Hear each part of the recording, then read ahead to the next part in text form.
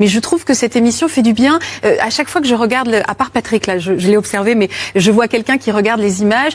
Comment une animatrice adorée de millions de Français a-t-elle pu se retrouver au bord du gouffre, le cœur serré et les dettes jusqu'au cou, alors même qu'elle tend chaque jour la main à ceux qui souffrent? La caméra s'avance, l'air se charge de gravité, et une question déchire le silence. Qui soutient Faustine quand les témoignages brisent plus que son émission ne peut réparer? Derrière son sourire calme, une vérité insoupçonnée remonte à la surface. Une vie fragilisée, un dossier long comme le bras, des confidences qui l'ont bouleversée jusqu'à ébranler ses propres fondations. Aujourd'hui, ce n'est plus seulement une histoire racontée sur un plateau. C'est la sienne qui vacille dans l'ombre des récits les plus déchirants. Faustine Bollaert. Sa voix se fissure, son regard vacille, et pour la première fois, elle laisse entrevoir le prix silencieux de toutes ces douleurs recueillies. Mais comment cette femme, jadis symbole d'ascension fulgurante et de fraîcheur sur les écrans français, a-t-elle construit cette image radieuse qui séduisait le public? Avant que l'ombre ne l'atteigne, Faustine Bollaert vivait ses années d'essor, façonnées par ses débuts précoces, ses essais audacieux et ses premières apparitions qui laissaient entrevoir une future figure incontournable de l'audiovisuel. Et alors, une question s'impose, presque dérangeante. Comment une femme qui accueille chaque jour la douleur des autres peut-elle reconnaître qu'elle-même s'est retrouvée au bord du gouffre, ruinée, étouffée par des dettes que personne ne soupçonnait? Derrière la lumière des plateaux, derrière la douceur de sa voix et son regard toujours attentif, une fissure s'est formée, silencieuse, insidieuse, jusqu'à menacer tout l'équilibre qu'elle tentait de préserver. Et pourtant, rien ne laissait présager que la professionnelle solide, la confidente des douleurs humaines, vivait elle-même une fragilité aussi profonde. Dans les studios de Ça commence aujourd'hui, les projecteurs éclairent des visages, des mains qui tremblent, des phrases qui hésitent. Faustine écoute, accueille, apaise. Elle sait donner cet espace rare où la parole se déploie sans honte. Mais depuis quelque temps, ceux qui l'observent attentivement ont perçu une nuance différente. Une respiration plus courte, un regard un peu plus voilé, comme si certains récits faisaient remonter en elle un écho dangereux, quelque chose de trop familier. Et c'est précisément là que surgit cette vérité troublante. Alors qu'elle recevait des histoires de vie brisées par l'injustice, elle portait en silence la sienne, déstabilisée par un dossier financier, long comme le bras, accumulé sans qu'elle s'en rende pleinement compte. Tout semble avoir basculé au cours de ces émissions récentes où les confidences d'Andrea, cette jeune mère de 25 ans, ont résonné bien au-delà du plateau. Faustine, bouleversée par ce récit de séparation carcérale, a senti un frisson intérieur qu'elle n'a pas su ignorer. Ce n'était pas seulement la douleur d'une inconnue qu'elle recevait, c'était un reflet, un miroir de sa propre vulnérabilité. Car lorsqu'Andrea parlait de solitude, de cette sensation d'être seule pour tout, Faustine savait. Elle savait que ce mot, seul, collait aussi à sa peau depuis des mois. Et cette vérité, elle n'avait encore jamais osé la regarder en face. Dehors, le public la croyait forte, sereine, équilibrée, une figure aimée, respectée, presque immuable. Mais ce que personne ne voit, c'est la façon dont certaines histoires traversent l'hymne à l'écran pour venir percuter les lignes de faille intérieures. Ce jour-là, quand Andrea a raconté les pleurs de son fils au parloir, les sacrifices qu'elle enchaînait sans se plaindre, la manière dont la vie semblait s'être refermée sur elle, Faustine a senti ses mains devenir moites. Ce n'était pas seulement de l'empathie professionnelle, c'était la reconnaissance intime d'un désarroi qu'elle tentait elle-même de dissimuler. Car derrière l'image publique, celle d'une animatrice accomplie, d'une femme ancrée, d'une figure médiatique respectée, Faustine cachait un combat personnel bien plus sourd, bien plus éprouvant qu'elle n'aurait jamais pu l'admettre.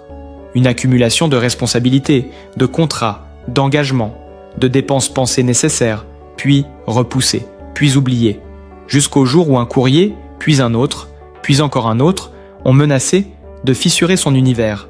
Il y avait ce mot terrible, ce mot qu'elle n'aurait jamais imaginé prononcer dans sa propre vie, surendettement, comme une gifle, comme une sentence, un dossier administratif d'une longueur presque indécente, où chaque ligne rappelait une erreur, un oubli, un retard, une pression de plus. Et c'est cette part d'elle, l'ombre derrière la lumière, qu'elle n'avait jamais partagée. Cette peur qui la réveillait parfois à 3 heures du matin, les yeux ouverts dans le noir, incapable de savoir comment elle parviendrait à tout concilier. Cette sensation de courir après le temps, après les échéances, tout en continuant à sourire aux autres pour ne pas les inquiéter. Cette solitude étrange qui touche ceux que l'on croit les plus entourés. Car oui, Faustine, malgré son rôle de confidente, malgré les équipes, malgré les milliers de messages de soutien, pouvait se sentir infiniment seule. Ce contraste entre son métier, tendre l'oreille, offrir un refuge, et sa propre vie, menacée, fragilisée, chaotique, formait une fracture intime dont elle n'arrivait plus à contenir l'écho. Plus les témoignages étaient lourds, plus son cœur vibrait dangereusement. Comme si chaque histoire venait réveiller un nœud qu'elle avait soigneusement dissimulé. Et parfois, après les tournages, elle restait seule sur le plateau quelques minutes, respirant lentement pour faire redescendre une émotion qu'elle ne pouvait plus masquer, ni devant les caméras, ni devant elle-même. Ce qui bouleverse encore davantage, c'est que tout cela était resté invisible aux yeux du public. Car Faustine a cette capacité rare à absorber les tempêtes sans jamais laisser paraître qu'elle-même tangue. Une force admirable, mais qui peut devenir un piège. Car lorsqu'on porte trop de vie, trop de blessures, trop de confidences, on finit par ne plus entendre les signaux de détresse qui viennent de soi. Et cette question, presque insupportable, revient. Comment une femme, entourée de tant de voix, peut-elle se retrouver sans personne à qui confier sa propre peur? C'est dans cette zone d'ombre, entre compassion et épuisement, que se niche la vérité la plus dérangeante de son histoire. Une vérité qu'elle n'a pas encore totalement dévoilée, mais qui commence à émerger, comme un souffle, comme un aveu fragile qui ne demande qu'à trouver sa place. Et ce n'est que le début de ce que Faustine s'apprête à révéler. Mais ce n'était rien comparé à ce qui allait suivre sur ce plateau lorsque le récit de José est venu percuter Faustine de plein fouet, comme un uppercut silencieux. À cet instant précis, quelque chose s'est fissuré en elle, et tout ce qu'elle tentait encore de maîtriser s'est mis à vaciller. Comment continuer à simplement écouter quand face à soi, un homme raconte comment sa vie entière a été détruite par une erreur administrative, une faille de l'État, une injustice tellement profonde qu'elle défie la raison? Comment absorber une telle noirceur sans que cela ne réveille ses propres peurs, ses propres zones de fragilité? José, lui, n'avait plus rien à perdre. Sa voix, d'abord posée, s'est brisée au moment où il a replongé dans ces années où tout a dérapé. Il a fallu un simple portefeuille perdu, un banal incident du quotidien, pour qu'une existence bascule dans un chaos inimaginable. Depuis 1999, il vivait comme un fantôme poursuivi par les fautes d'un autre. L'usurpateur avait contracté des crédits, vidé des comptes, accumulé des dettes colossales, réclamé des aides auxquelles José n'avait jamais même songé. Il avait façonné un double monstrueux, une silhouette administrative dont les actes abjects retombaient sur l'homme innocent qui se tenait ce jour-là en face de Faustine. Pendant qu'il parlait, l'air semblait se densifier autour de lui. Les caméras se faisaient presque oublier tant la vérité qui sortait de sa bouche avait la force d'un coup de tonnerre. Mais le pire n'était pas encore dit. Un frisson a traversé le public lorsque José a évoqué l'année 2009, cette journée qui a marqué la frontière entre avant et après. Il n'était qu'un jeune homme allant tranquillement à sa formation. Rien, absolument rien, n'aurait pu lui faire imaginer la scène qui allait se dérouler. « Je tombe sur des casques en noir », murmure-t-il en serrant les mains, comme si répéter ces mots réveillait encore la peur dans son ventre. Ils m'ont demandé de les suivre. Faustine, habituellement si stable, si douce, a eu un regard de stupeur instinctif, presque maternel. José a poursuivi, la voix nouée. Je ne comprenais rien. Rien. Ce n'est que face aux accusations qu'il a compris l'ampleur du cauchemar. Séquestré 2 femmes pendant des jours, et il les a violées toutes les 2. La phrase claque comme un coup de fouet, laissant un silence lourd envahir le plateau. À cet instant, Faustine a senti son souffle se suspendre.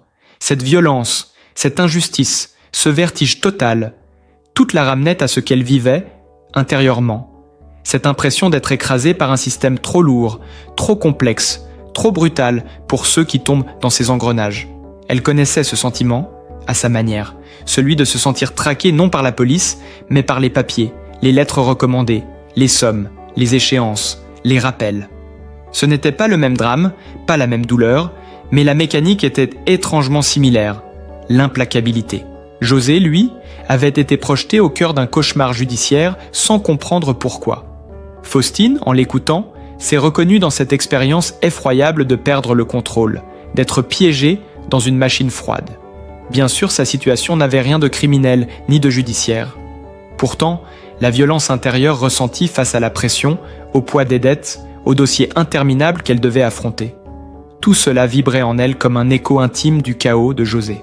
Lorsque José raconte son arrestation, Faustine cligne des yeux plus lentement, comme si ses pensées la tiraient en arrière, vers ses propres nuits de blanche, vers les moments où elle se sentait acculée par des chiffres, des documents, des décisions qui lui échappaient. Elle entend les mots de José, mais elle entend aussi les siens, ceux qu'elle n'a encore jamais prononcés. Cette émission, qui lui a toujours permis de donner une voix à ceux qui souffrent, devenait soudain le miroir de ce qu'elle essayait de taire. José poursuit, décrivant l'humiliation des interrogatoires, les heures d'attente sans explication, les regards méfiants, les portes claquées. Toute sa vie s'est transformée en une lutte contre une erreur qu'il n'avait pas commise. Tout prouvait son innocence, et pourtant, rien n'y faisait. « Je criais la vérité », dit-il, mais personne ne l'entendait. Cette phrase, simple et terrible, a traversé Faustine comme une lame fine. Personne ne l'entendait. Elle aussi, parfois, avait crié intérieurement, de fatigue, de honte, de peur, sans trouver à qui confier la réalité de son épuisement. Elle aussi avait porté un masque impeccable, un masque nécessaire, derrière lequel la fragilité restait enfouie. Ce témoignage révélait plus qu'un drame personnel. Il exposait au grand jour les failles béantes de notre système d'identification, les dérives d'une administration qui peut parfois broyer des vies. Et Faustine, confrontée à cela, ne pouvait s'empêcher de se demander « Si un homme innocent peut en arriver là, que fait-on de ceux qui, comme elle, tombent dans un labyrinthe bureaucratique où chaque erreur devient une montagne ?» La salle entière semblait retenir son souffle. Et Faustine, en regardant José, a compris qu'elle ne pouvait plus se contenter d'écouter en silence. Ce que vivait cet homme lui rappelait trop profondément la dérive qui l'avait entraînée, elle, au bord du naufrage. Alors une idée, inattendue, encore fragile, s'est formée en elle, une décision qu'elle n'avait jamais envisagée auparavant, celle de parler. De raconter un jour ce que personne ne savait, de briser son propre silence comme José brisait le sien. Ce moment ne serait peut-être pas aujourd'hui, ni demain. Mais il approchait. Elle en sentait le poids dans sa poitrine, la nécessité dans son souffle, car écouter les autres n'avait plus de sens si elle ne s'accordait pas enfin le droit d'être entendue. Et ce que José venait de dévoiler, dans sa vérité nue et dévastatrice, avait ouvert en elle une brèche qu'elle ne pourrait plus refermer. Dans le regard qu'elle posa sur lui, un regard qui tremblait presque, quelque chose avait changé. Une vérité venait de se frayer un chemin. Et Faustine, elle le savait, ne pourrait plus jamais revenir en arrière. Et pourtant, malgré la dureté des faits, rien n'aurait pu préparer Faustine à ce qu'elle allait entendre ensuite. José, le regard fixe, la voix presque étranglée, a décrit l'un des moments les plus absurdes et les plus violents de son calvaire. Cette erreur d'identification qui a fait de lui, en une fraction de seconde, l'ombre d'un monstre qu'il n'avait jamais rencontré. Les femmes en question, elles se sont échappées de chez lui. Elles sont parties le dénoncer. C'est-à-dire moi, lui, quoi. Cette phrase, prononcée avec l'hésitation d'un homme encore traumatisé, a traversé le plateau comme une lame froide. Car derrière ces mots se cache quelque chose de terriblement humain. La peur, l'urgence, la confusion d'un moment où deux survivantes, en quête de sauvetage, se sont raccrochées au premier visage qui ressemblait à celui de leur bourreau. Un visage qui n'était pas le bon. Faustine a alors senti en elle un choc intérieur, un mouvement profond, presque existentiel. Comment ne pas trembler face à un destin, renversé par un simple malentendu, par une seconde de panique, par une reconnaissance hasardeuse ? Elle a écouté José raconter la scène, la fuite des victimes, leur désignation, puis l'arrestation du véritable coupable le lendemain seulement. 24 heures bimam, l'époque suffisante pour détruire une vie, pour inscrire dans la chair et dans la mémoire une humiliation qu'aucune justice ne pourra vraiment réparer. À cet instant précis, quelque chose a changé sur le visage de Faustine. Non pas de la peur, ni même de la stupeur. Elle en avait déjà entendu, des récits bouleversants, mais une forme de lucidité nouvelle, presque douloureuse. Comme si le témoignage de José venait éclairer d'une lumière crue ce qu'elle refusait encore de reconnaître. Que les vies humaines peuvent basculer en un instant, et que personne, absolument personne, n'est à l'abri. Pas même elle, pas même celle dont la voix accompagne chaque jour les blessures des autres. Elle s'est penchée légèrement vers lui, dans ce geste qui lui est propre, un geste d'écoute totale, d'ouverture sincère. On aurait dit qu'elle cherchait moins à poser une question qu'à s'ancrer elle-même, à saisir dans les mots de José la force qu'il avait dû déployer pour survivre à l'injustice. José, lui, parlait avec cette gravité pudique propre à ceux qui ont trop souffert pour encore s'indigner. Il racontait les heures d'interrogatoire, les regards soupçonneux, la honte de devoir se défendre contre ce qu'il n'avait jamais commis. Et plus il parlait, plus Faustine comprenait que ce récit n'était pas seulement un témoignage, c'était une leçon, une mise en garde, mais aussi, et surtout, une invitation à renaître. Parce que José, contre toute attente, était encore là, debout, présent, capable de raconter, capable de regarder sa vie avec une forme de distance, de philosophie, presque de paix. Et cette résilience-là, cette manière d'accepter le passé, sans s'y laisser engloutir, touchait Faustine au plus intime. Elle-même, depuis des mois, portait en silence un fardeau qui l'écrasait. Elle-même se retrouvait parfois au bord du gouffre, tentant de garder la tête hors de l'eau. Mais José lui montrait autre chose, qu'on pouvait traverser une injustice, une humiliation, un effondrement, et malgré tout revenir à la vie. Cette idée de renaissance, doucement, est venue s'installer en elle. José n'était pas seulement le témoin d'une erreur judiciaire, il devenait le symbole d'une vérité essentielle, d'un principe universel que Faustine avait peut-être oublié dans son propre chaos. Celui-ci, il existe toujours un après. Elle a alors compris que dans cette émission, il ne s'agissait plus simplement de tendre un micro, mais d'accueillir une leçon d'humanité brute. José parlait de ses cicatrices, et Faustine y voyait les siennes se refléter. Il parlait de la réconciliation avec son passé, et elle sentait en elle poindre le besoin d'un apaisement qu'elle n'avait jamais osé formuler. Il parlait de l'importance de se reconstruire, et elle commençait à imaginer ce que cela pourrait signifier pour elle. Une forme de libération, un droit à la fragilité, un espace où elle aussi pourrait cesser de se battre seule. Faustine, elle, avait passé trop longtemps à porter la douleur des autres sans jamais dévoiler la sienne. Trop longtemps à se croire forte parce qu'on attendait d'elle qu'elle le soit.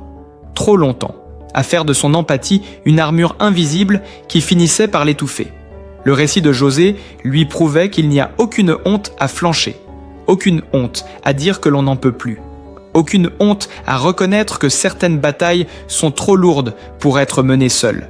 Alors, sur ce plateau, dans le silence suspendu après les mots de José, Faustine a senti naître en elle un désir profond, celui de se réconcilier avec elle-même, de regarder enfin en face ses propres peurs, ses propres échecs, ses propres nuits blanches, d'accepter que la vie n'est pas une ligne droite et que même ceux qui semblent solides peuvent s'effriter, tomber, se relever.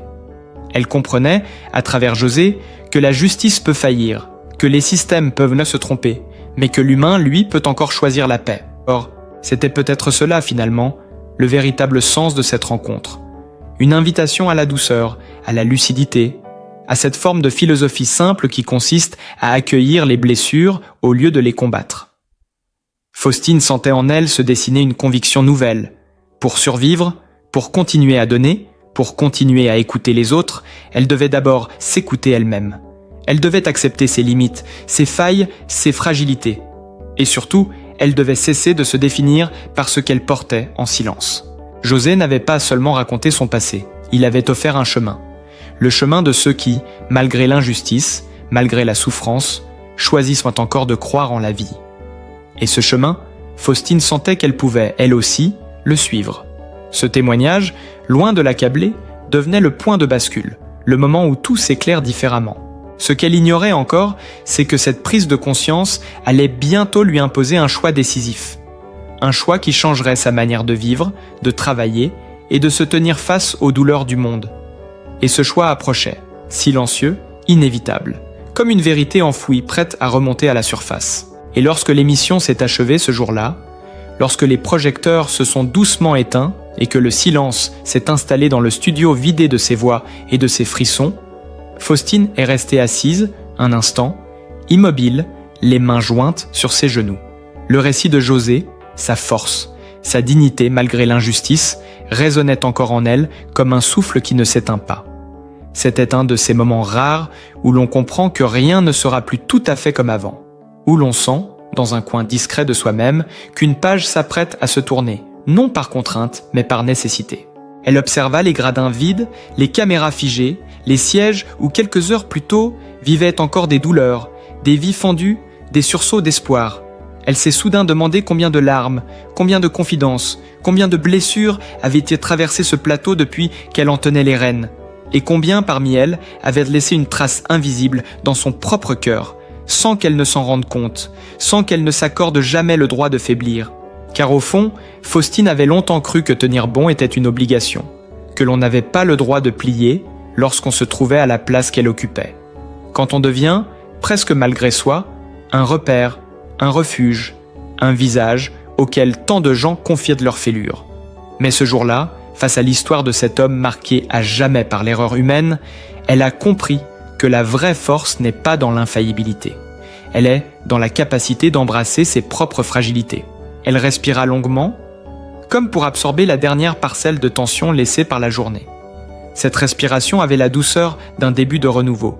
C'était comme si elle acceptait enfin l'idée qu'elle aussi avait besoin d'un espace pour se déposer.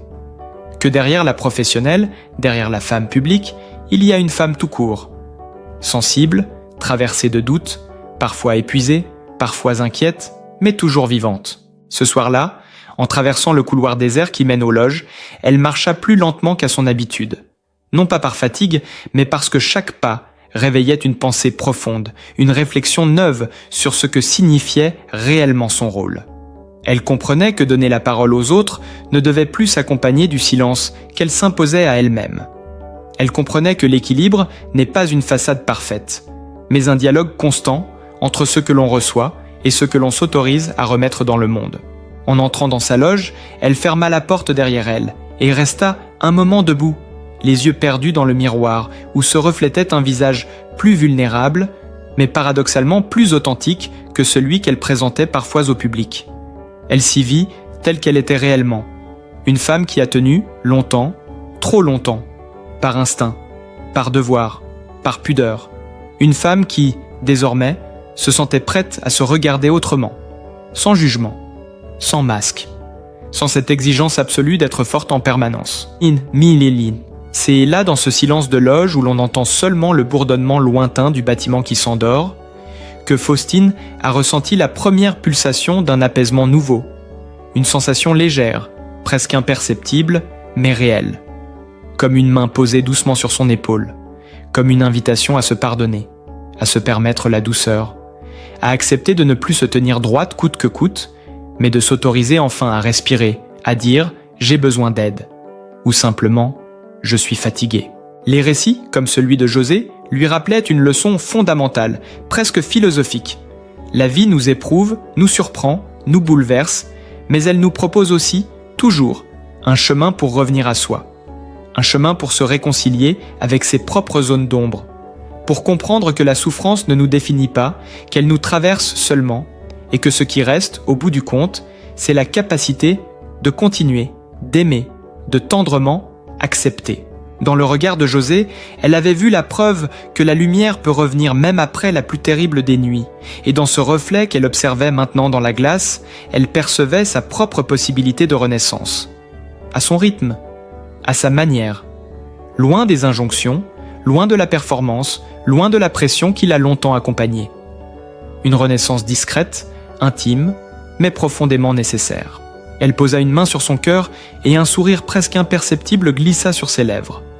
Elle comprenait enfin que la compassion qu'elle offre si généreusement n'a de sens que si elle s'en accorde une part, que pour continuer à tendre la main aux autres, il faut d'abord apprendre à se tendre la main à soi-même.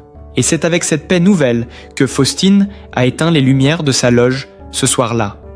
Pas une paix totale, cela n'existe pas, mais une paix en mouvement, une paix en construction, une paix faite d'acceptation, de douceur et d'humanité.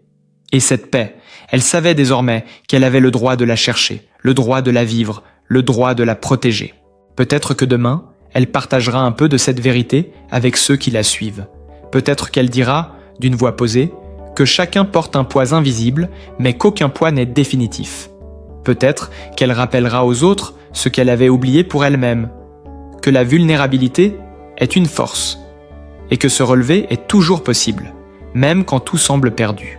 Avant de partir, elle a jeté un dernier regard au plateau éteint et a murmuré presque pour elle « On renaît toujours, d'une manière ou d'une autre. On renaît ». Et dans cette phrase se trouvait toute la conclusion de son propre voyage intérieur. Si cette histoire, si ce chemin de vérité, de fragilité et de résilience vous a touché, n'hésitez pas à laisser un commentaire, à partager votre ressenti. Soutenez cette chaîne, likez, abonnez-vous, pour que ces récits humains, ces voix oubliées, ces moments de vérité puissent continuer d'exister et de toucher ceux qui en ont besoin. Merci d'être là, merci d'écouter. Et surtout, merci de ressentir.